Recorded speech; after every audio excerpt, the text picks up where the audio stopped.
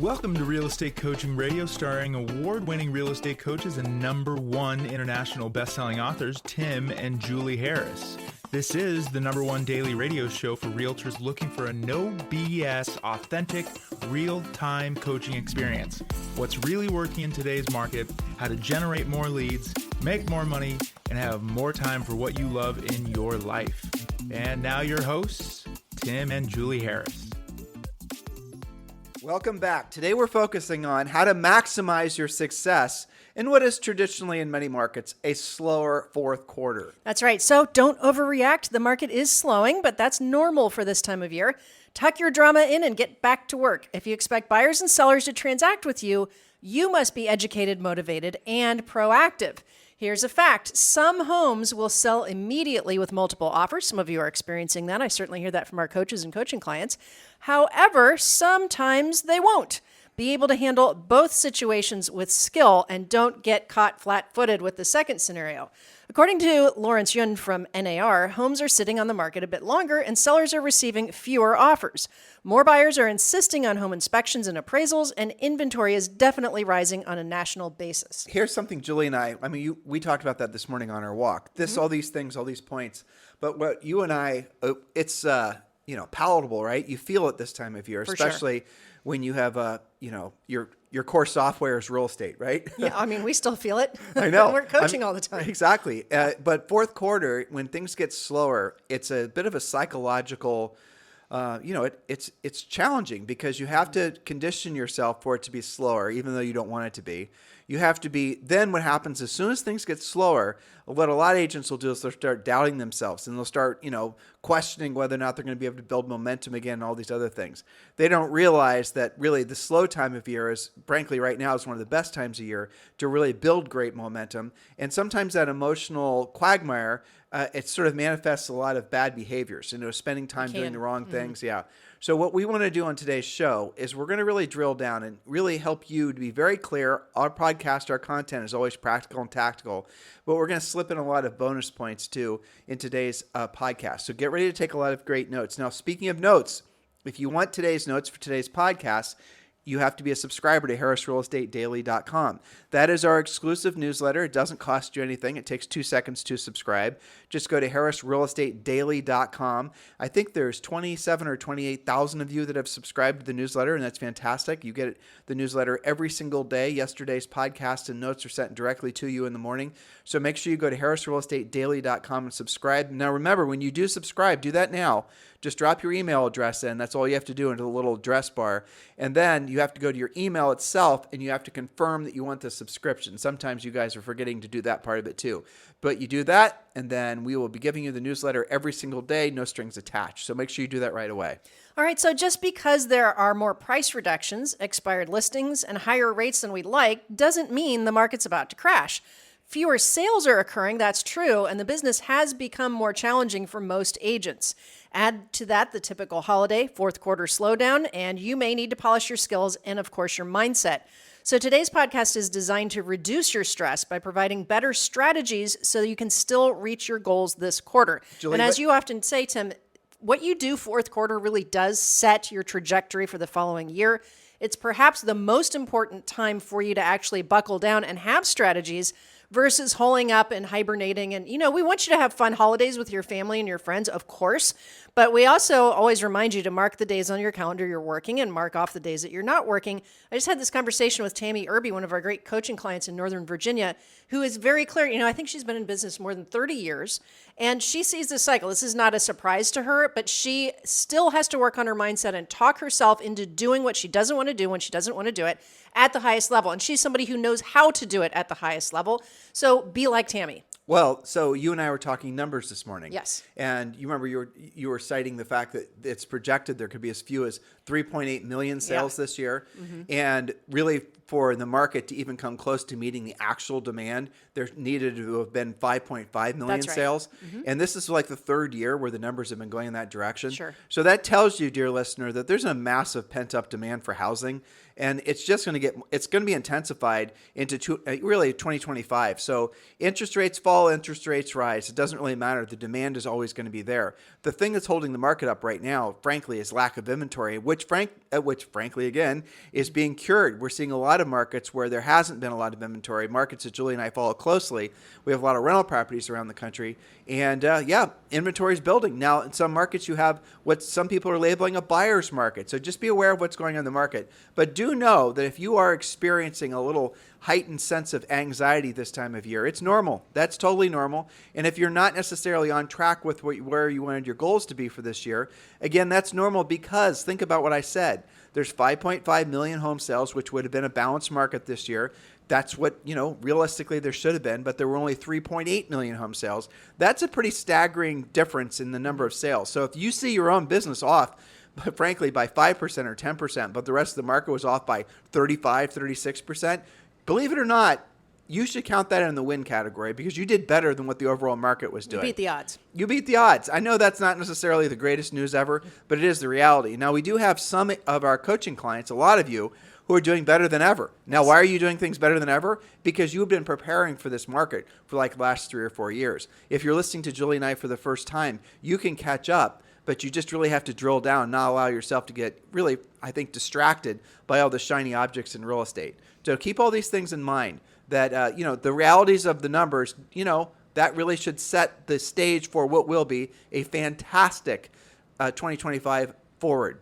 And, that doesn't mean you're going to have a fantastic year, or doesn't, you have to take the right actions now to lock in what your next year is going to be. That's right. If it's meant to be, it's up to me. You have to own it. Yep. So point number one, again, we're going to talk about several different things, but all of this is real world strategies and solutions because here's what's happened. Not every deal that you do is going to act the same. Not every home is going to have appreciated at the same level. Not every home is going to have multiple offers. Some of them are going to sit longer than others. In a few cases, it seems like nobody even knows that your house is on the market or your listing is on the market. You get slow or no showings. So we're going to talk about a variety of things that we are taking right out of our coaching client scenarios. Point number one, set your seller's expectations. We're talking about listings. Set your seller's expectations for 2 scenarios. Yes, it may sell right away, possibly with multiple offers. However, if it does not sell right away, what does that do to your seller's plans? Understand your seller's motivation and their time frame and discuss different scenarios, ideally after you have the listing signed, but before the first showing. What are the average days on the market for your subject property? Please don't assume that it's 10 or less, or even 30 or less, because it depends on the market conditions. Now, nationally, the average number of days on the market has risen to 61. For some of you, that sounds like housing Armageddon. It's not that bad. It's still just 2 months. However, what it's doing is nearly 10% of listed homes are not selling the first time they're listed. 47% of last month's homes sold for less than full list price as well. So there's a lot of stats in that. Average days on the market for the country, 61. 10% are becoming expired. Some of them relist, some of them don't. 47% actually sold for less than list price. So you can see a bifurcation in how the outcome can be. If you've got a seller that says, I'm relocating next month, I've got to get this done. I don't want 2 mortgages. I want to move my family at the same time. Your pricing strategy is going to be different than somebody who's building a house that's not done for 10 months. Well, you should have known all this prior to going on the appointment. Remember Yes. the 7-step listing process. Generate the lead, and then you're supposed to pre-qualify the lead, right? So if you're pre-qualifying, you're going to know what all their motivations and time frames are prior to going to the next step, which is sending the pre-listing package, right? All this is laid out for you with a lot of detail in Premier Coaching. If you're not a Premier Coaching client, there's a great idea. You can enroll right now for free. Just go to premiercoaching.com, or you can just text the word Premier to 47372. Julie was talking about listing term there, and where my mind went was none of you should ever have an expired listing. Now, A, because you're going to get the listing sold, but B, because expired listings happen typically when agents don't understand what's going on in the market, and the listing contract itself is too short. And again, if you're coming into this market with the expectation that something's going to sell in less than 61 days and it doesn't, but you've only listed the house for 90 days, chances are you're not going to have the listing when it sells, which, by the way, is the biggest secret in real estate. If you want to be a successful listing agent, you guys should write this down, never forget it. It's kind of a joke, but it's true. Have the listing when it sells. That's it. If you want to be a successful listing agent, have the listing when it sells. One of the, frankly, the little shortcuts for understanding how to move past the seller's fear of having a long listing term is giving them an easy exit listing. And we teach you guys how to do that in Premier Coaching. And the gist of it is you're going to sign the listing contract with the seller with no end date. Now, if your MLS requires one, you might want to put it out 12 months. The seller's going to, oh no, I'm not signing a 12-month listing contract. And you explain to the seller, well, Mr. Seller, you understand when you list your house with me, you actually have an easy exit listing. If for any reason you're not 100% satisfied with the services I'm providing, you could fire me with no strings attached. Now, there's some carve-outs to, protect you in the event that one of the buyers that you represented or a co-op brought to the house, end up buying it, things like that. But in that situation, it's a win-win. A, you don't have to worry about the listing expiring, at least anytime soon. And B, the seller is going to be more, frankly, I think, agreeable to list with you in the first place because the listing contract does give them an out, which most listing contracts don't. If you want to learn more about this, you got to join Premier Coaching. Just go to premiercoaching.com or text the word Premier to 47372. All right, point number 2, prepare your listings, all of your listings, as if you have more competition, even if you don't think you do. Why? Because buyers are getting more picky and they will pass on a home that seems neglected. Even if it's the only one available, they're being more picky. Remember the quote from Lawrence Yun? He said that home inspections have come back. Buyers are starting to believe that there will be more and more inventory soon and may pass on something that doesn't show well or is overpriced. Remember the 7 Ps, proper previous preparation prevents pitifully poor performance. That means you, as well as the house, don't be falling into pitifully poor performance because you didn't prep. Make it shine even if you don't think you have to. Your seller will thank you. Gone are the days where you don't have to put a sign in the yard and you don't have to do a home brochure and you don't have to prep the house. Buyers have become more picky. It doesn't matter if it's the only house on the market, and it's fast becoming not that scenario. There's a lot of competition. I do this analysis with a lot of my private coaching clients where something isn't selling as fast as they'd like, and we look at, well, if I'm a buyer, take your listing agent hat off. I'm the buyer's agent. I'm going to show your listing, but what else am I showing today? And it's not just the competition in that neighborhood. It's the competing neighborhood. It's staying in that school district, perhaps. It's the new construction around the corner, and it's always the option of waiting. So you have to be frosty on all of those things. Prepare your listings as if you have more competition. Maybe you're only going to have 3 showings before it sells, but the third buyer needs to really believe in the home and imagine themselves there, so make it in its best light. And if you're selling it in a market where there's a lot of relo, well, good news. This is the time of year when a lot of relo buyers buy, so that's a good thing. But what happens is a lot of the relo buyers aren't going to be necessarily loyal to any particular community. So in most established cities, there's going to be 2 or 3, sometimes 4, I think equally as desirable communities. So if you're only an expert in 1 or maybe 2 of those communities, you're not going to really understand the overall nature of the market and you're going to miss price, which leads us to the next point, Julie. Point number 3, you must be more careful about accurate pricing on your listings. Do 3 comparative market analysis if necessary. A listing presentation that you go on today where the seller will take 30 days to prep the home, maybe even longer, it's going to require you to revisit the price before you actually launch it as a new listing. This may adjust up, down, or stay the same in a shifting market. What do the new pendings and sales tell you? And I have to give a shout out to Mike Urban, who's part of our EXP family. He did a great video on his social media this morning talking about just this, and it was basically saying, he just had a few sentences that says often he meets with sellers 2 or 3 months before they're ready to list. This is a great time to do an analysis, talk about what your home is worth in today's market and maybe in the first quarter of next year. Call me today so we can at least start the conversation. I thought that was a great thing that plays into this. So the thing you got to keep in mind is just using Mike Urban as an example. If he's going on a listing appointment with a seller, and let's say it's early on, the seller hasn't, the house needs work, the time frame works out that they, they can spend maybe 90 days preparing the house or whatever. So no real time crunch. There's a time crunch in the distant, horizon, but not anywhere near. Well, the challenge is if Mike gets in there too early and he tells the seller a price, like an actual price, this is what we should list it for, to Julie's point, and the price goes up or the price goes down, when he meets with that seller again to hypothetically take the listing, then chances are that's going to create some tension, which might result in him not getting the listing. But I'll tell you where the real challenge with that is. If you price the house before you actually are, essentially getting the listing contract signed, you leave the door open for someone to buy the listing from you. In other words, if the seller is meeting, if the seller is meeting with 2 or 3 different agents, and the seller's not going to sign your listing contract that particular day, well, I mean, again, my coaching brain is firing off with just having said that. Like, we teach you guys to always know if you're competing when you're pre-qualifying. We want you to always go last on the listing appointment, send your listing or your pre-listing package ahead of time. But let's just say you have that weird situation, and I certainly have had coaching clients in this situation before.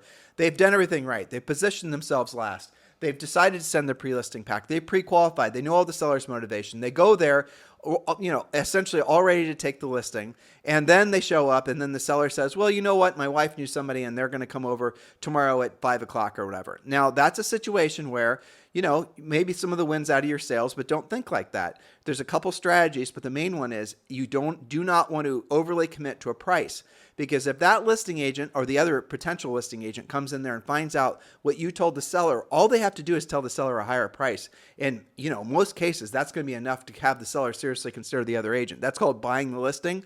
So unless you actually have 100% commitment from that seller or literally getting the contract signed, you got to be super careful putting a firm price on any listing. And, this happens too. You might run into a for sale by owner that only wants to meet you. You won't know they're a FSBO. If you ever have this situation, they're a FSBO. I'll tell you how you can tell. So a seller calls you up and they just want to know, they don't want it like you're trying to, you want to you pre-qualify them, that they kind of run from you on the questions. They're not like really trying to get to know you. You're using all your charm and the rest of it, and they're not really engaging with you. They're kind of keeping you at an arm's length emotionally. And all they want to know is what you think the house is worth. Almost certainly that's a for sale by owner just trying to have you price the house for free. And when you have that sense, when you actually are in that situation, you need to actually bring it up. You need to say, Mr. Seller, a lot of folks nowadays, especially with great houses like yours, are thinking about selling their homes themselves. Are you in that situation as well? And root out of them what their actual motivation is. And you might find yourself having going from just a pricing conversation to actually a listing conversation. But these are all the types of things that if you want to be a successful listing agent, you're going to have to learn. And don't learn on the job. It's too expensive. Learn by joining Premier Coaching. Just go to premiercoaching.com or text the word Premier to 47372.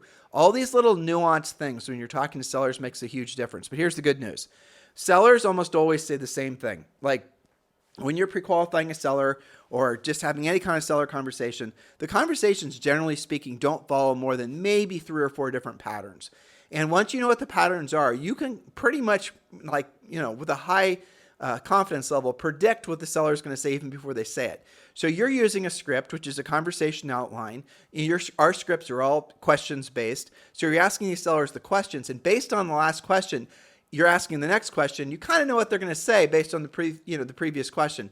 And what you do is you start building your own, like you'll call it intuition, but really what it is skill. And then it's backed by intuition. That's really the next level, but you're not going to get there unless you follow an actual organized approach. And that's what Premier Coaching is for you. So keep all these things in mind. That's right. So our next point, number 5, if the seller has to sell, meaning something bad will happen if they don't, you have to take the listing.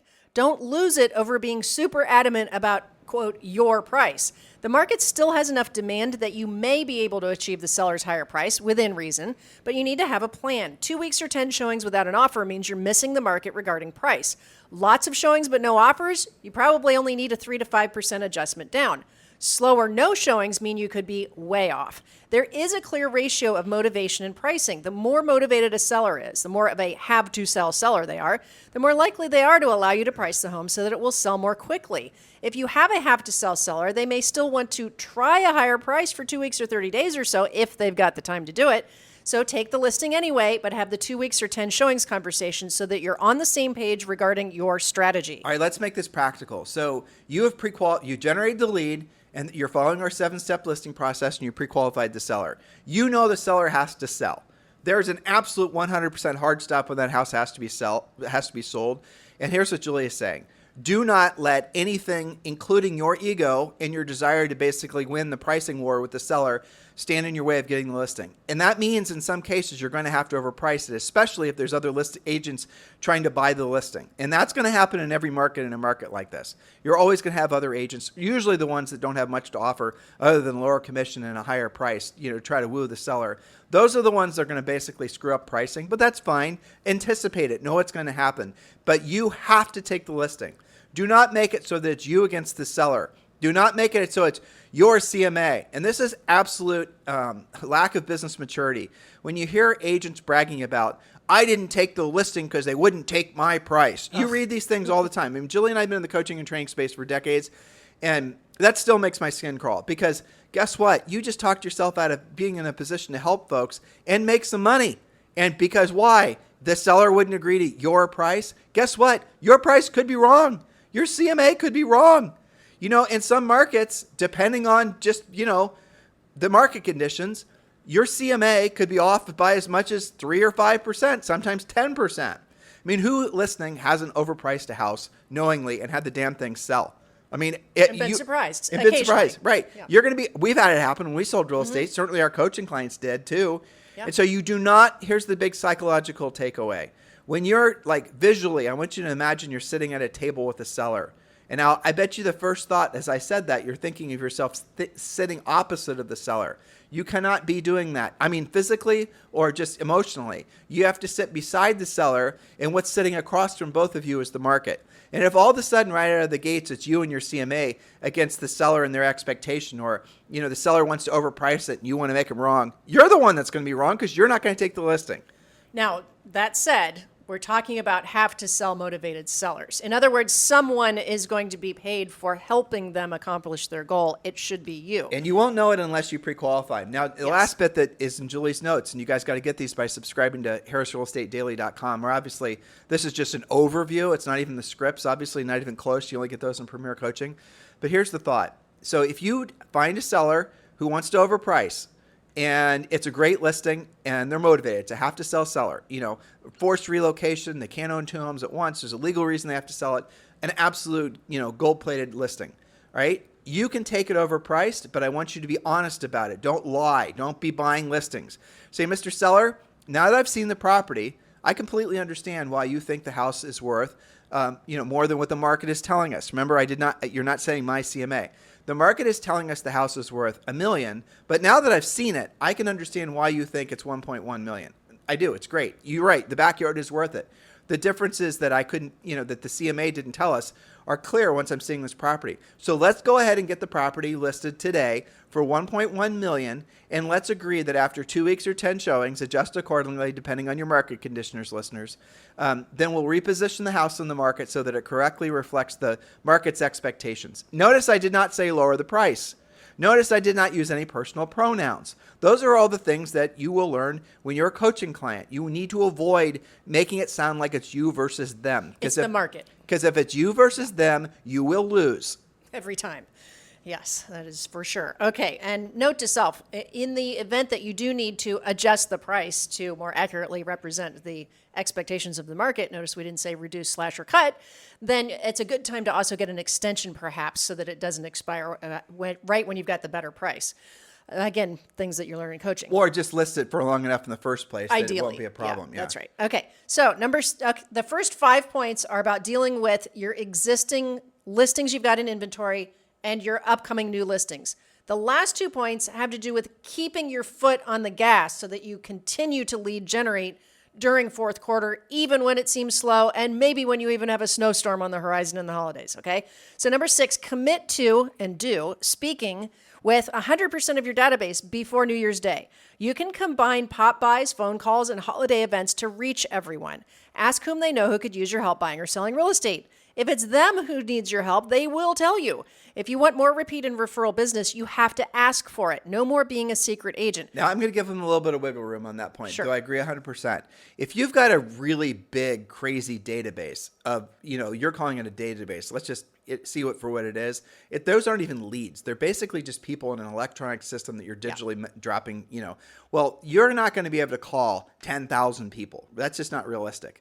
But you want to know who the best leads are, the best people you could actually call, the ones that are going to have the most meaningful conversations with you. Obviously, they're going to be the ones that transacted with you prior. Obviously, they're going to be the ones that you've had direct conversations with. Maybe it's your kid's teacher or things like that. Those are going to be the best ones to call, especially this time of year. So when you're feeling yourself getting frustrated because it's slower and the emails with leads aren't coming in, the phone calls aren't happening, you got to be the ones proactively calling folks. And there's a lot of scripts we give you in Premier Coaching, but here's the easiest one. The reality of it is if you call everyone, you wish them a happy holiday, and you let them know what's going on in the market and specifically their home's value, and again, the scripts are in Premier Coaching, every single seller you contact is going to be thrilled to hear from you because you're telling them good news. Homes in the last 3 or 4 years have appreciated by 50%. So chances are your seller is in a much better equity situation than they even realize that they are. So who isn't going to want to have that little, good news dribbled in their ear? Now, let's stick with this, okay? Now, let's say you do have an enormous database. You now have, let's say even you have an enormous database of people like Lance Kenmore, for example. So send an email to everybody. And in the email, it could be a video. It doesn't really matter. Offer something of value and make it so that it's very clear that it's in the subject line of what it's going to be. And obviously the old traditional things you can, offer them as a home's valuation or something like that. Figure out basically, and there's a lot of, things we teach you in Premier Coaching, but offer something of value. And then the ones that self-identify because they opened and engaged with your content, those guys deserve calls. And I'll give you guys an example. So there used to be a company called housevalues.com. This was way back in the 90s, and Julie and I did coaching for them. So housevalues.com would run a lot of really, really good TV commercials, and they're super short, and they would definitely work to generate listing leads. I mean, there was no question.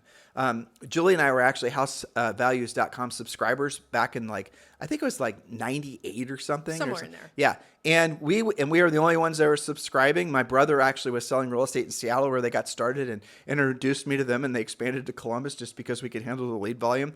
And we would get great listing leads, but they had a terrible script.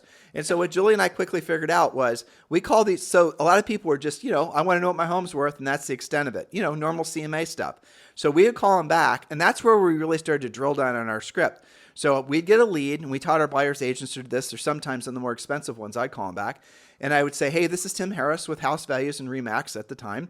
And I received your request for your CMA on your home. I'm going to get started on it right away.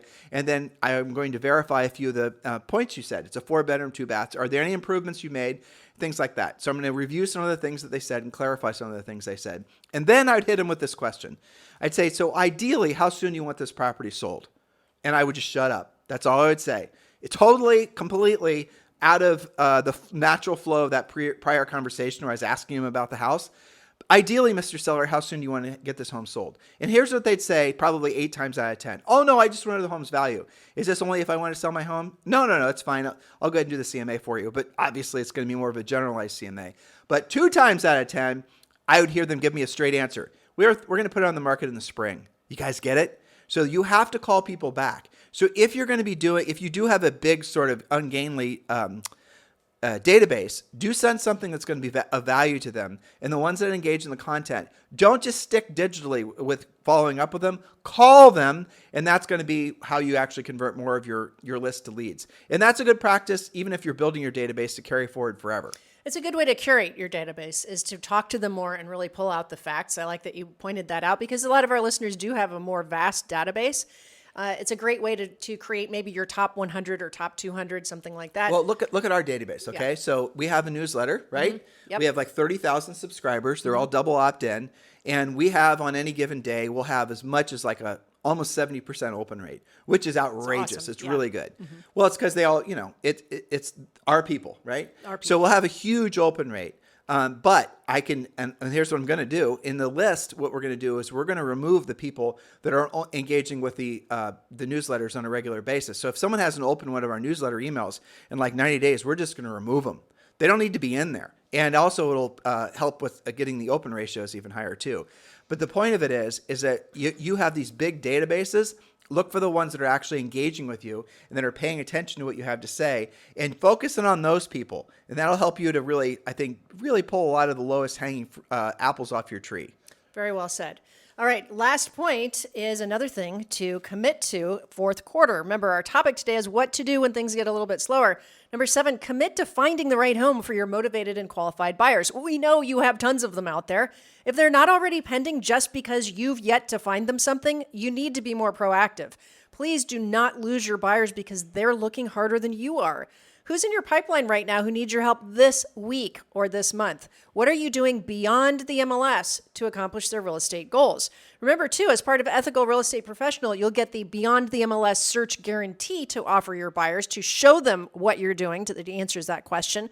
Because guess what? If you're only using the MLS and the MLS feeds into Realtor.com and Zillow and all the rest, Well, you're not really doing anything more than they can, right? So you've got to solve that problem. You're also going to get a lot more tools, scripts, and skills that we've been talking about, ramping you guys up for the ethical real estate professional designation. So text the word buyer, B-U-Y-E-R, to 47372 to get on that list before it's too late. And remember, you can also go to Ethical Real Estate Professional. We put a opt-in form on that website, so you can check that out as well. Ethical Real Estate Professional, we believe, is going to be the first of several designations we're going to create, but the first one's going to be for exclusive buyers agency. It's going to really revolutionize the real estate industry. We're incredibly excited about it. Frankly, getting a little exhausted on building it. It just, you and I added 3 new content pieces to it today. Of course. Of course, right? And we're working on the webinar and all the funnels and all the rest of it. But what this is going to do, it's only going to be available to 2,500 agents ever nationwide. It's going to be an elite group of agents who have taken their Ethical Real Estate Professionals designation pledge. Really what we're trying to do is we're giving you guys the ultimate differentiator in your marketplace. And you don't have to worry about, chances are you're not going to have to worry about ever competing against another EREP designee because there's only 2,500 of these for the entire country. This is going to be the thing that you want to have in your toolbox as you roll into 2025 that will truly differentiate you. Yes, I get it. You're an EXP agent. You're a Compass agent. It doesn't matter. Unless you're something beyond that, you're competing with a bunch of other agents that have, oh, you're an EXP luxury agent. That's great. Congratulations. But there's also what? 5,000 other, 10,000, 15 other agents in your marketplace practically that have that same you see how there's no point of differentiation? Differentiation comes when you're not competing with yourself constantly, right? So that's what EREP is going to be for all of you. So text the word buyer, B-U-Y-E-R, to 47372. If you want to check out what the website's all about, you can go to ethicalrealestateprofessional.com and you can see what it's truly going to be. And once you get it, once it clicks in your head, you're going to, frankly, I cannot imagine that all of you won't be beyond words excited to participate. So go to ethicalrealestateprofessional.com or text the word buyer to 47372 to get on the list.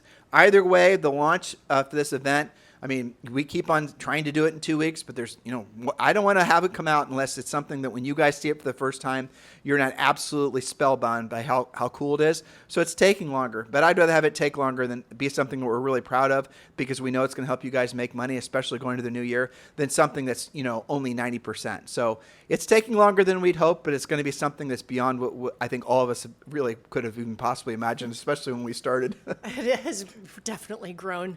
And, it's every tool that you're going to need. It's something I hope you guys can hear that we're really proud of it in our voices, but we want it to also have the polish that you've come to expect from us. I think it's pretty close, but there's some tweaking that we still have to do. Well, we added, a whole open house system. We added ultimate addendum. The ultimate addendum. Yeah. So anyway, go to ethicalrealestateprofessional.com. But to get on the invite list, text the word buyer to 47372. Have a fantastic day. We'll talk with you on the show tomorrow. This podcast is a part of the C-Suite Radio Network. For more top business podcasts, visit c-suiteradio.com.